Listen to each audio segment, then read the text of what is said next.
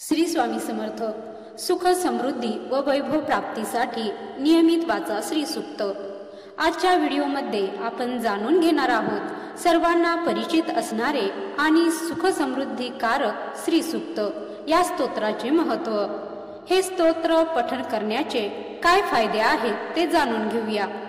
या संसारात कोणीही असो, कितीही मोठा व्यक्ती असो, प्रत्येकाला वाटते की आपल्या घरात सदैव सुख समृद्धी, पैसा असावा, लक्ष्मी असावी।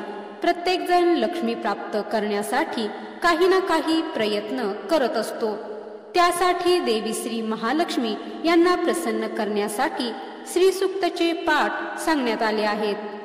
श्री सूक्त रोज सकाळ संध्याकाळ आपल्या घरातील देवाजवळ तुपाचा दिवा लावून 5 वेळेस पठण केल्याने आर्थिक समस्या दूर होण्यास मदत होते। कमळ काकडीच्या जपमाळेवर 11 वेळेस श्री सूक्त पठण करताना कुंकवाचे अर्चन करावे आणि मग त्या जपमाळेने जप करावा। नक्कीच तुम्हाला चांगला अनुभव येईल। शुद्ध तुपाचा दिवा लावून त्यासमोर श्री सूक्त सकाळ संध्याकाळ पठण केल्याने घरामध्ये कायम बरकत राहते। श्री सूक्ताचे रोज सकाळी महालक्ष्मीच्या फोटो समोर बसून 21 वेळा पठण केल्याने आपल्यावरती असलेला कर्जाचा डोंगर हळूहळू कमी होण्यास सुरुवात होते। माता लक्ष्मी यांची कृपा प्राप्त होण्यासाठी शुक्रवार खूप महत्त्वाचा दिवस सांगितला आहे।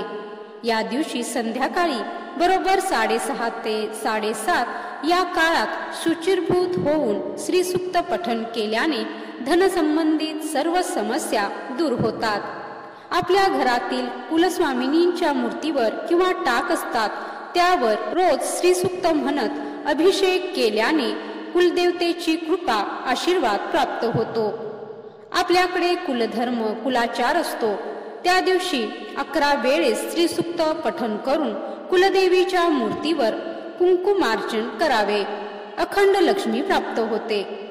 नवरात्रीत श्री सूक्त रोज 11 वेळेस या पद्धतीने 9 दिवसांपर्यंत पठण केल्यास धनधान्य, सुख समृद्धी, ऐश्वर्य प्राप्त होते। श्री सूक्त स्तोत्राचे पठण उत्तर दिशेला करून पठण केल्याने अखंड लक्ष्मी प्राप्त होते, कारण उत्तर ही दिशा कुबेराची दिशा आहे। श्री सूक्त पठण केल्याने आपल्या कुंडलीतील अशुभ ग्रहांचे आपल्यावर पडणारे प्रभाव कमी होतात। ज्या व्यक्तींना खूपच आर्थिक समस्या आहे, सर्व काही करून सुद्धा पैसे घरात टिकत नाहीत, लक्ष्मी स्थिर राहत नाही, अशा व्यक्तींनी सकाळी लवकर उठून शुचिर्भूत होऊन श्री सूक्ताचे 11 वेळेस पठण करून त्यांचे शुद्ध तुपाने होम हवन करावे। त्यामुळे लक्ष्मी स्थिर राहते। श्री विष्णू आणि महालक्ष्मी यांच्या फोटो समोर किंवा मूर्ती समोर श्री सूक्त 16 वेळेस आणि विष्णू सहस्त्रनाम 1 वेळेस पठण केल्याने आर्थिक स्थिरता लाभते। शास्त्र असे सांगते की रोज श्री सूक्त पठण केले जाते त्या ठिकाणी कायम देवी लक्ष्मी मातेचा वास असतो। तर आजचा हा माहितीपूर्ण व्हिडिओ आवडला असेल तर व्हिडिओला लाईक करा, शेअर करा आणि माझ्या चॅनलवर नवीन असाल तर चॅनलला सबस्क्राईब करा। व्हिडिओ शेवटपर्यंत पाहिल्याबद्दल धन्यवाद। जय श्री स्वामी समर्थ।